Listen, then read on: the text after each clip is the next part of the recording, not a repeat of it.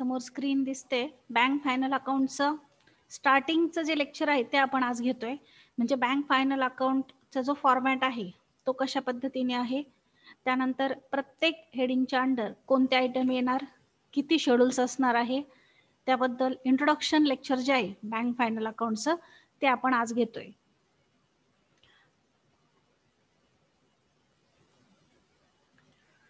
Accounting for banking companies, त्यामध्ये banking कंपनीचं जे फायनल अकाउंट आहे ते आपण पाहतोय.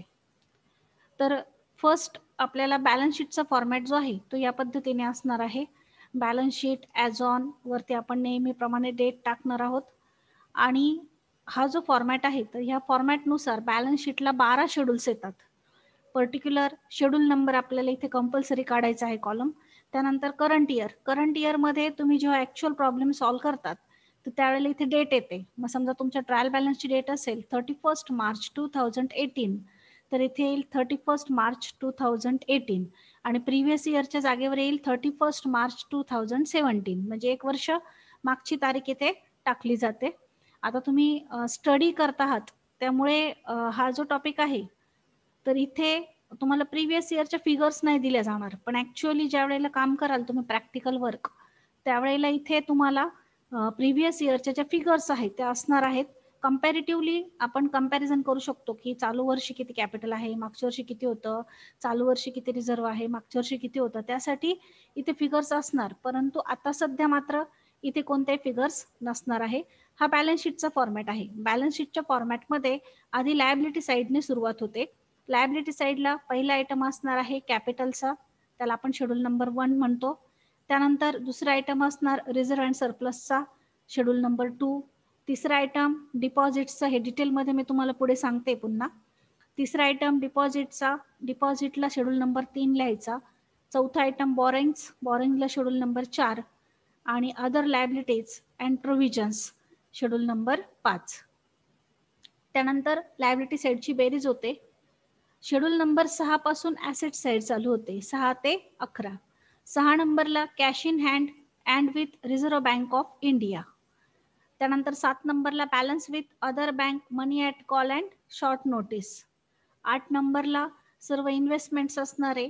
9 नंबरला ॲडव्हान्सेस. 10 नंबरला फिक्स ॲसेट आणि 11 नंबरला अदर ॲसेट. नंतर अदर ॲसेट साईडची बेरीज केली जाते. त्यानंतर कंटिंजंट लायबिलिटी हे 12 नंबरचं शेड्यूल आहे आणि बिल्स फॉर कलेक्शन याला शेड्यूल नंबर नाहीये, परंतु बिल्स फॉर कलेक्शन नावाचा जर आयटम आला तर ती अमाऊंट आपल्याला इथे लिहायची असते. हा बॅलन्स शीटचा फॉर्मॅट आहे. मग आपण बॅलन्स शीटच्या फॉर्मॅटमध्ये जेवढे शेड्यूल्सचे नंबर दिलेले आहेत तेवढे शेड्यूल्स आपल्याला आखायचे असतात. आता तुम्ही आखताना समजा तुम्हाला वेळ असेल तर तुम्ही सेपरेट शेड्यूल आखले तरी चालू शकतात आणि समजा तुमच्याकडे वेळ नसेल तर तुम्ही डायरेक्ट उजव्या बाजूला 2 समास आखायचे.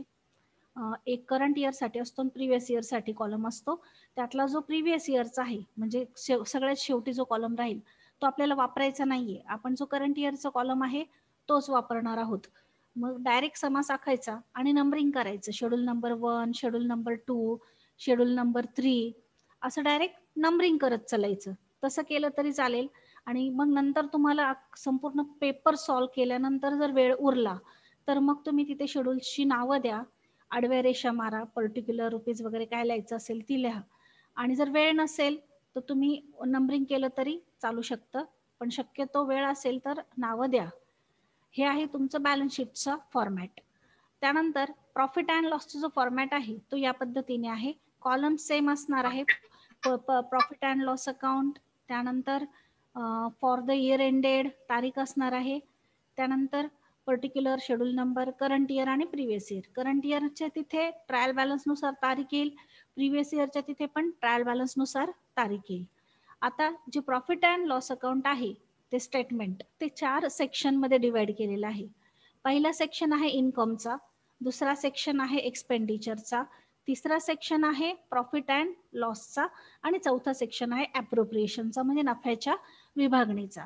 जो पहिला सेक्शन आहे इन्कम, तर ट्रायल बॅलन्समध्ये क्रेडिट साईडला जे आयटम असतात त्यातून आपण ह्या पोस्टिंग करतो. त्यात पहिलं हेडिंग आहे इंटरेस्ट अर्न, त्याला नंबर आहे शेड्यूल नंबर 13. इंटरेस्ट अर्न म्हणजे इन्कम. आपल्याला इंटरेस्ट मिळणार असेल, मिळाला असेल ते आपण या शेड्यूलला दाखवतो. त्यानंतर अदर इन्कम, इंटरेस्ट सोडून इतर स्वरूपात जर काही इन्कम असेल तर ते आपण अदर इन्कमला दाखवतो. त्याला 14 नंबरचं नंबरिंग केलेलं आहे, शेड्यूल नंबर 14. हे डिटेल्समध्ये मी पुढे तुम्हाला सांगणार आहे. नंतर याची बेरीज केली जाते, त्यातून एक्सपेंडिचर मायनस केले जातात. एक्सपेंडिचरमध्ये जे हेडिंग आहेत त्यात पहिलं आहे इंटरेस्ट एक्सपेंडेड ऑर पेड 15 नंबरला. डेबिट साईडला जर इंटरेस्ट आलं असेल, इंटरेस्ट ऑन डिपॉझिट किंवा नुसतं इंटरेस्ट नावाने, तर ते आपण 15 नंबरला दाखवतो. त्यानंतर ऑपरेटिंग एक्सपेन्सेस, ऑपरेटिंग एक्सपेन्सेसला आपण काय दाखवतो, तर बँक चालवण्यासाठी येणारे सर्व खर्च इंटरेस्ट सोडून ते सर्व ऑपरेटिंग एक्सपेन्सेसला येतात. उदाहरणार्थ ऑडिट फी असेल, त्यानंतर रेंट, टॅक्सेस, इन्शुरन्स, त्यानंतर रिपेअर्स असतील, डेप्रिसिएशन असेल, किंवा ट्रॅव्हलिंग एक्सपेन्सेस असेल, डायरेक्टर फी असेल, सॅलरीज असेल, वेजेस असेल, प्रिंटिंग, स्टेशनरी, पोस्टेज, टेलिग्राम, म्हणजे बँक चालवण्यासाठी इतर येणारे सर्व खर्च ते 16 नंबरला ऑपरेटिंग एक्सपेन्सेसला दाखवले जातात. आणि प्रोव्हिजनमध्ये आरडीडी आपण जी कॅल्क्युलेट करणार आहोत त्याचा सेकंड इफेक्ट आणि प्रोव्हिजन फॉर टॅक्सचा सेकंड इफेक्ट असे 2 आयटम प्रोव्हिजनमध्ये येतात. त्याला नंबरिंग नाहीये. मग एक्सपेन्सेसची बेरीज केली जाते, ती टोटल एक्सपेंडिचर समोर लिहिली जाते. त्यानंतर टोटल इन्कम मधून टोटल एक्सपेंडिचर मायनस करून जी फिगर येईल ती प्रॉफिट फॉर द इयर समोर दाखवली जाते. त्यानंतर profit and loss brought down म्हणजे ट्रायल बॅलन्स मध्ये तुम्हाला जर मागच्या वर्षीचा काही प्रॉफिट दिलेला असेल तर तो या समोर दाखवला जातो. त्यानंतर या दोन्ही प्रॉफिटची बेरीज केली जाते, म्हणजे मागच्या वर्षीचं प्रॉफिट आणि करंट इयरचं प्रॉफिट, या दोन्ही प्रॉफिटची काय केली जाते, बेरीज केली जाते. ती बेरीज टोटल प्रॉफिट समोर दाखवली जाते. आता जो करंट इयरचा प्रॉफिट येईल म्हणजे इन्कम मधून एक्सपेंडिचर मायनस करून त्या फिगरवर 20% स्टॅट्युटरी रिझर्व्ह कॅल्क्युलेट केला जातो. 20% transfer to statutory reserve 20% calculate केला जातो. तो स्टॅट्युटरी रिझर्व्ह म्हणजे नियमात्मक राखीव निधी म्हणून बाजूला ठेवला जातो. त्यानंतर तुमच्या टोटल प्रॉफिट मधून जे काही अप्रोप्रिएशनला असेल ते मायनस करून जो येईल तो असणार आहे net profit for the year carried down. तो या ठिकाणी दाखवला जातो, net profit for the year carried down, तो या ठिकाणी दाखवला जातो. मग बघा या पद्धतीने तुमचं प्रॉफिट अँड लॉसचं स्टेटमेंट असणार आहे. आणि शेवटी परत तुमची जी टोटल प्रॉफिटची टोटल असेल ती खाली प्रॉफिट अँड लॉसच्या स्टेटमेंटची टोटल म्हणून दाखवली जाते. आता ॲप्रोप्रिएशन मध्ये फक्त स्टॅट्युटरी रिझर्व्ह येतो का, तर नाही. स्टॅट्युटरी रिझर्व्ह प्रत्येक प्रॉब्लेमला कंपल्सरी येतो. जरी सांगितलं नसेल तरी आपण सेल्फ ॲडजस्टमेंट करायची असते की 20% स्टॅट्युटरी रिझर्व्ह कॅल्क्युलेट करायचा असतो. या व्यतिरिक्त ॲप्रोप्रिएशनला ट्रान्सफर टू रिझर्व्ह फंड किंवा प्रपोज डिव्हिडंड, इंटरिम डिव्हिडंड अशा आणखी काही ॲडजस्टमेंट्स येऊ शकतात. त्याचे इफेक्ट आपल्याला ॲप्रोप्रिएशनला द्यावे लागतील. पण सध्या फक्त स्टॅट्युटरी रिझर्व्ह जो कंपल्सरी असतो प्रत्येक प्रॉब्लेममध्ये तो मी इथे दाखवलेला आहे. आता आपण प्रत्येक शेड्यूल वाईज एक एक आयटम बघू डिटेल्समध्ये. बघा फर्स्ट शेड्यूल आहे कॅपिटलचं. कॅपिटलला सर्व प्रकारचं कॅपिटल घेतलं जातं.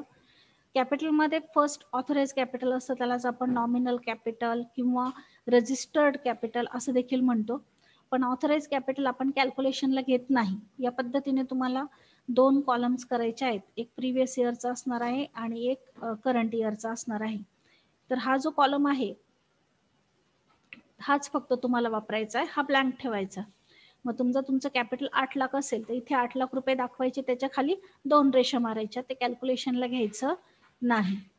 आता कॅपिटल तुम्हाला इक्विटी असू शकतं, प्रेफरन्स असू शकतं. एखाद्या प्रॉब्लेमला दोन्ही असतील, एखाद्या प्रॉब्लेमला फक्त इक्विटी असेल, त्याप्रमाणे त्याचं पोस्टिंग करायचं, पण ते कॅल्क्युलेशनला घ्यायचं नाही. त्यानंतर इशूड कॅपिटल, त्यानंतर सबस्क्राईब कॅपिटल. तुम्ही SYला असताना कंपनी लॉमध्ये बघितलेले भांडवलाचे प्रकार, त्यामध्ये विक्रीस काढलेलं, विकले गेलेलं, या पद्धतीने जे भांडवलाचे प्रकार होते त्यानुसार आपण इथे इश्यू केलेलं कॅपिटल जे असेल ते दाखवलं जातं. सगळ्याच प्रॉब्लेममध्ये असं डिटेल्समध्ये असेल असं नाहीये. काही प्रॉब्लेममध्ये फक्त ऑथराइज कॅपिटल असेल आणि ट्रायल बॅलन्समध्ये तुम्हाला शेअर कॅपिटल नावाने कॅपिटल दिलं असेल तर ते डायरेक्ट पोस्टिंग करायचं. मग एवढं डिटेल्समध्ये लिहिण्याची गरज नाहीये. मग समजा तुम्हाला ट्रायल बॅलन्समध्ये क्रेडिट साईडला शेअर कॅपिटल दिलेला असेल 6000 इक्विटी शेअर ऑफ 100 इच, मग तुम्ही डायरेक्ट ऑथराइज कॅपिटल लिहिल्यानंतर डायरेक्ट लिहायचं इशूड अँड सबस्क्राईब कॅपिटल आणि डायरेक्ट लिहा 6000 इक्विटी शेअर ऑफ 100 इच, 6 लाख रुपये अमाऊंटमध्ये लिहायचं आणि तेवढीच काय येईल टोटल येईल. आता समजा प्रॉब्लेममध्ये तुम्हाला अनपेड किंवा कॉल्स इन ॲरियर्स दिलेले असतील ट्रायल बॅलन्समध्ये डेबिट साईडला, तर ते इथे पोस्टिंग करायचे असतात. म्हणजे तुमच्या कॅपिटलमधून जेवढे अनपेड असतील कॉल्स किंवा ॲरियर्स असतील ते मायनस करायचे आणि मायनस करून आउटरला फिगर दाखवायची, नंतर तुमची टोटल करायची. हा कॉलम ब्लँकच राहणार आहे, फक्त हा कॉलम वापरायचा शेड्यूलचा.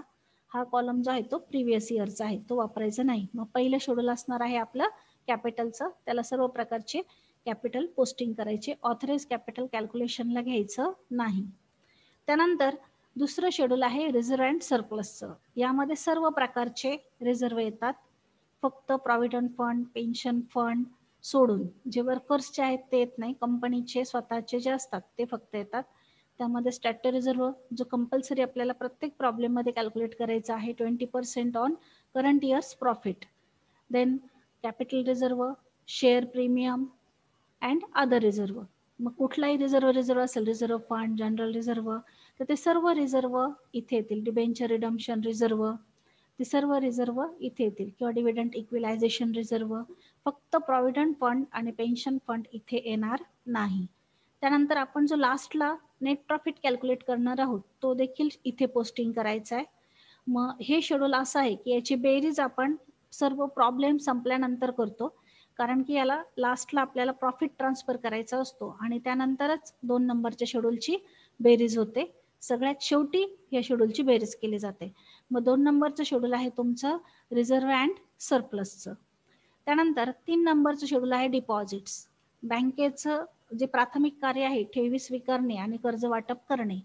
तर ठेवी स्वीकारणे, मग सर्व प्रकारच्या ज्या ठेवी आहेत त्यामध्ये फिक्स डिपॉझिट असेल, करंट असेल, सेव्हिंग बँक अकाउंट किंवा डिपॉझिट असेल, demand deposit.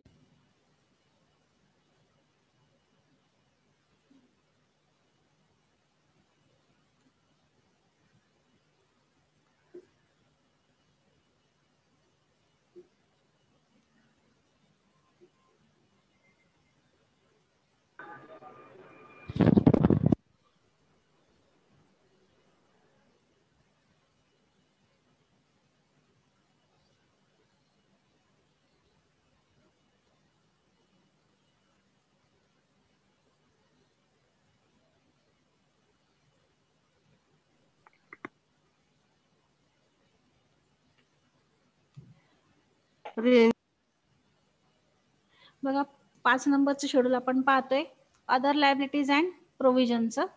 Other liabilities and प्रोव्हिजनला ज्या लायबिलिटीज आहेत परंतु इतर हेडिंगमध्ये बसत नाही त्या आपण सर्व इथे पोस्टिंग करणार आहोत.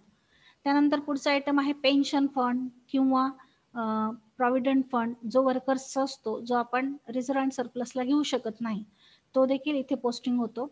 त्यानंतर provision for taxation, proposed dividend, unclaim dividend. आता प्रपोज डिव्हिडंड, अनक्लेम डिव्हिडंड काय आहे, तर डायरेक्टर्सने डिव्हिडंड डिक्लेअर केला समजा 8% ऑन इक्विटी शेअर कॅपिटल, मग कॅपिटलवर 8% डिव्हिडंड कॅल्क्युलेट करायचा, त्याला प्रपोज डिव्हिडंड असं म्हणतात.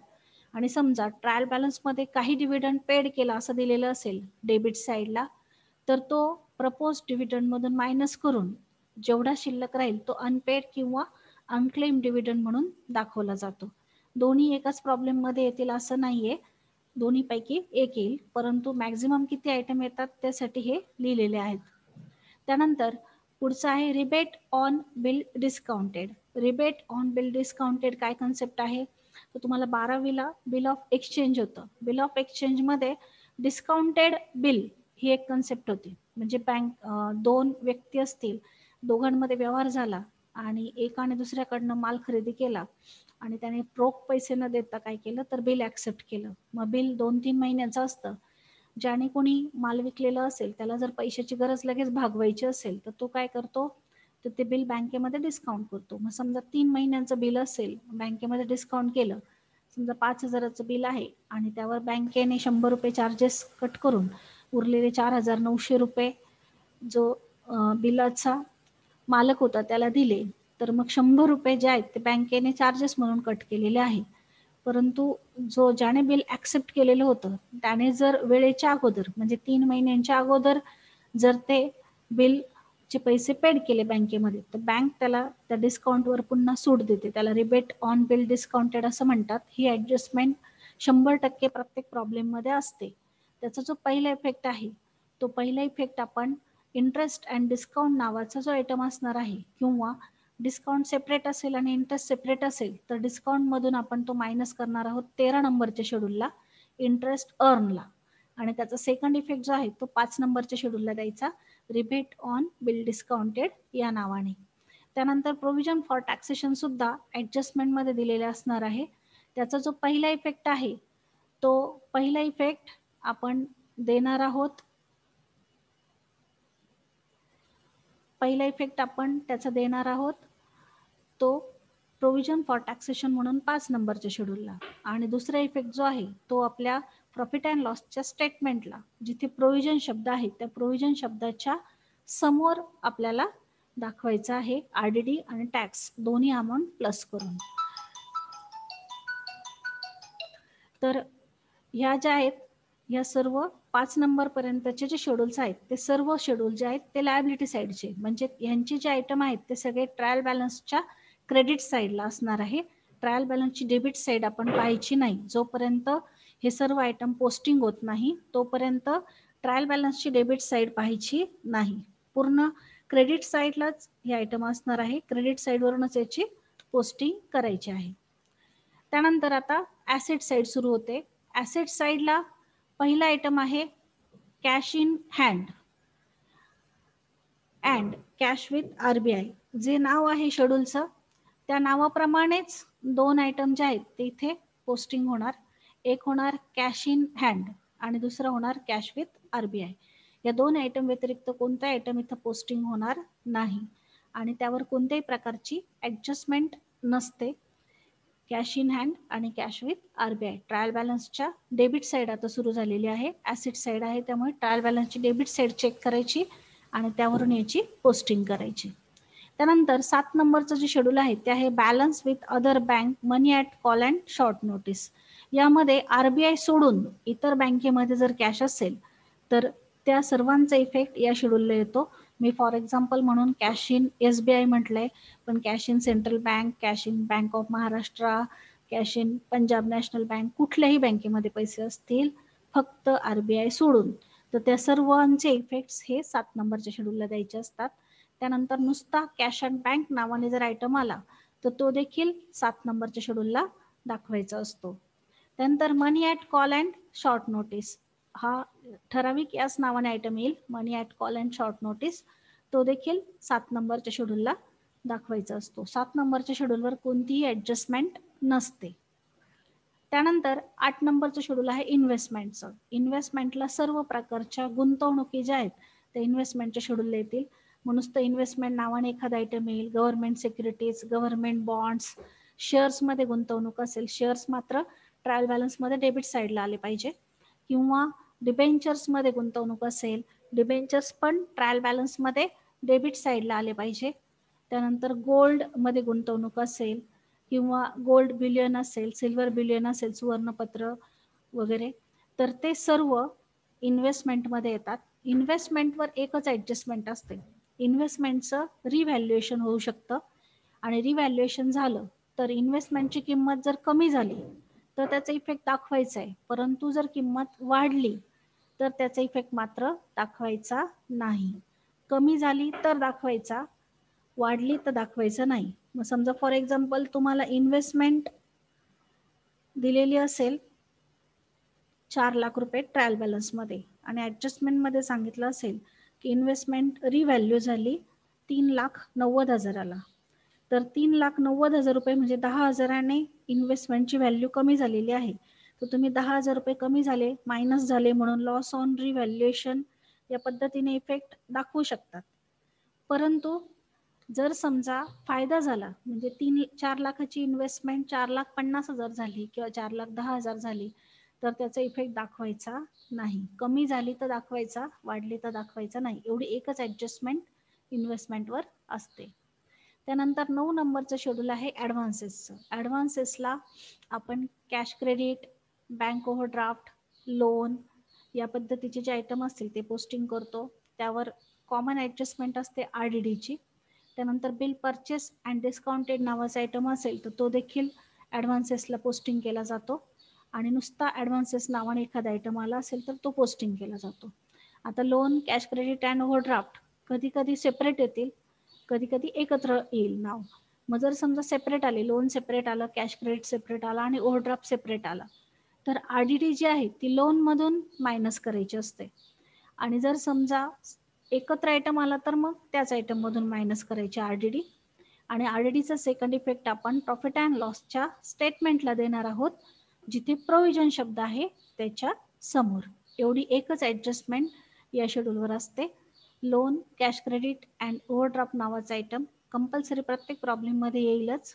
बिल परचेस अँड डिस्काउंटेड किंवा ॲडव्हान्सेस हे जे 2 आयटम आहेत हे काही प्रॉब्लेमला येतील, काही प्रॉब्लेमला येणार नाही. आणि त्यावर RDDची ॲडजस्टमेंट असणार आहे. असं आहे आपलं शेड्यूल नंबर 9 ॲडव्हान्सेसचं. त्यानंतर 10 नंबरचं शेड्यूल आहे फिक्स ॲसेटचं. आता बँकेकडे असणाऱ्या फिक्स ॲसेट जे आहेत तर त्यामध्ये प्रिमायसेस असू शकतो, बिल्डिंग असू शकते, लँड असू शकते, एखादी लीज होल्डनी प्रॉपर्टी घेतलेली असू शकते, कम्प्युटर, फर्निचर असू शकतात, मशीन असेल परंतु ती काउंटिंग मशीन वगैरे असेल, इतर कुठल्याही मशिनरी नसतात, कारण की बँकेच्या ॲसेट्सचा विचार करतोय आपण. आणि यावर जी कॉमन ॲडजस्टमेंट आहे डेप्रिसिएशनची, ती ॲडजस्टमेंट दिली जाईल. डेप्रिसिएशन ॲसेटमधून आपल्याला मायनस करायचं आहे आणि त्याचा सेकंड इफेक्ट जो आहे तो आपण दाखवणार आहोत 16 नंबरच्या शेड्यूलला, ऑपरेटिंग एक्सपेन्सेसला. हे आहे 10 नंबरचं शेड्यूल फिक्स ॲसेट. त्यानंतर 11 नंबरच्या शेड्यूलला अशा ॲसेट घ्यायच्या की ज्या 6 ते 10 मध्ये नाही बसलेल्या परंतु ॲसेट्स आहेत. मग त्यामध्ये जनरली येणारा आयटम आहे सिल्वर. त्यानंतर स्टॉक ऑफ स्टेशनरी ॲडजस्टमेंटमध्ये दिलं जाईल किंवा ट्रायल बॅलन्समध्ये दिलं जाईल. Stock of postage stamp. आता ही ॲडजस्टमेंट कशी असते तर ट्रायल बॅलन्समध्ये तुम्हाला प्रिंटिंग अँड स्टेशनरी समजा 2000 रुपये दिलेली आणि ॲडजस्टमेंटमध्ये सांगितलंय की त्याचा स्टॉक शिल्लक आहे प्रिंटिंग अँड स्टेशनरीचा 500 रुपये. तर 2000तून आपण 500 मायनस करणार आणि त्याचा सेकंड इफेक्ट अदर ॲसेटला दाखवणार. सेम तशीच पोस्टेज स्टॅम्पच्या पण स्टॉकची ॲडजस्टमेंट असते.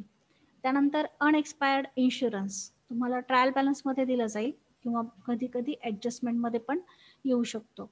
अनएक्सपायर्ड इन्शुरन्स म्हणजे ज्याची मुदत अजून संपलेली नाही, त्याला आपण प्रीपेड सुद्धा म्हणतो. समजा पुढच्या वर्षीचा इन्शुरन्स आगाऊ दिला असेल, पुढच्या काही महिन्यांचा इन्शुरन्स आगाऊ दिला असेल ॲडव्हान्समध्ये, तर तो अनएक्सपायर्ड इन्शुरन्स म्हणून दाखवला जातो किंवा त्याला दुसरं नाव आहे प्रीपेड इन्शुरन्स. त्यानंतर ब्रांच ॲडजस्टमेंट नावाचा जो आयटम आहे जो ट्रायल बॅलन्समध्ये तुम्हाला डेबिट साईडला दिलेला असेल तर 11 नंबरला दाखवायचा आणि क्रेडिट साईडला दिलेला असेल तर 5 नंबरला दाखवायचा. त्यानंतर इंटरेस्ट ॲक्रूड ऑन इन्व्हेस्टमेंट. इन्व्हेस्टमेंटवरचं जर इंटरेस्ट येणं बाकी असेल, म्हणजे समजा तुम्हाला ॲडजस्टमेंटमध्ये दिलं असेल किंवा ट्रायल बॅलन्समध्ये दिलं असेल की इंटरेस्ट ऑन इन्व्हेस्टमेंट एवढे एवढे टक्के कॅल्क्युलेट करा म्हणून, तर त्याचा एक इफेक्ट जो आहे तो आपण देतो 13 नंबरच्या शेड्यूलला इंटरेस्ट अर्नला आणि दुसरा इफेक्ट 11 नंबरच्या शेड्यूलला द्यायचा अदर ॲसेटला. इथपर्यंत ॲसेट साईड आपली कंप्लीट होते. आणि 12 नंबरला कंटिंजंट लायबिलिटीज जे आहेत त्यामध्ये acceptance, endorsement, other obligation, bill discounted liability या पद्धतीने काही आयटम देतात जे शक्यतो ॲडजस्टमेंटमध्ये असतात. ट्रायल बॅलन्समध्ये जर दिले तर त्याचा इफेक्ट कॅन्सल करण्यासाठी दोन्ही साईडला हे आयटम येतात. तर हे आयटम जे आहेत 12 नंबरला कंटिंजंट लायबिलिटीला शक्यतो ॲडजस्टमेंटमध्ये दिलेले असतात. 12 नंबरच्या शेड्यूलची आपल्याला टोटल करायची आहे परंतु त्याचा बॅलन्स शीटच्या टोटलशी काही संबंध नाही. बॅलन्स शीटची टोटल जी आहे ती 1 ते 5 आणि 6 ते 11 इथेच टॅली होते. इथपर्यंत आपलं बॅलन्स शीट कंप्लीट होतं. त्यानंतर आहे प्रॉफिट अँड लॉसचे आयटम. प्रॉफिट अँड लॉसचं पहिलं शेड्यूल आहे 13 नंबरचं इंटरेस्ट अर्न. यामध्ये क्रेडिट साईडला आलेलं इंटरेस्ट, क्रेडिट साईडला आलेला डिस्काउंट, ॲडजस्टमेंटमध्ये आलेलं किंवा ट्रायल बॅलन्समध्ये आलेला इंटरेस्ट ऑन इन्व्हेस्टमेंट हे आयटम येतात. यापैकी रिबेटची ॲडजस्टमेंट जर इंटरेस्ट अँड डिस्काउंट एकत्र असेल तर त्यावर करायची आणि इंटरेस्ट अँड डिस्काउंट सेपरेट असेल तर डिस्काउंटमधून रिबेट काय करायचा, मायनस करायचा आणि त्याचा सेकंड इफेक्ट 5 नंबरच्या शेड्यूलला द्यायचा. त्यानंतर 14 नंबरचं शेड्यूल आहे अदर इन्कम. ट्रायल बॅलन्समध्ये क्रेडिट साईडला आलेले आयटम परंतु इंटरेस्ट आणि डिस्काउंट सोडून असतील तर ते सर्व आयटम आपण अदर इन्कमला दाखवतो. त्यामध्ये जनरल येणारे item commission receive, dividend receive, rent receive, share transfer fee हे आहेत. परंतु काही प्रॉब्लेममध्ये एखादे ॲसेट तुम्ही जर सेल केले असेल किंवा एखाद्या ॲसेटचं जर रिव्हॅल्युएशन झालं असेल आणि त्यावर प्रॉफिट झाला असेल तर तो प्रॉफिट देखील दाखवला जातो. Profit on revaluation of asset किंवा सेल ऑफ ॲसेट आणि त्यातून होणारा लॉस हा लेस केला जातो.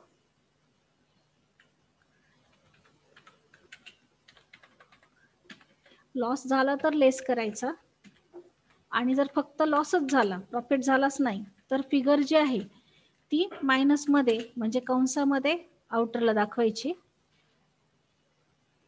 प्रॉफिट ऑन रिव्हॅल्युएशन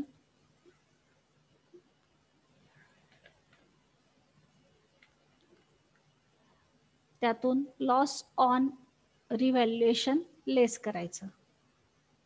पण जर समजा एखाद्या प्रॉब्लेमला फक्त लॉस असेल तर फिगर जी आहे ती तुम्ही मायनसमध्ये आउटरला दाखवायची म्हणजे कंसामध्ये आउटरला दाखवायची.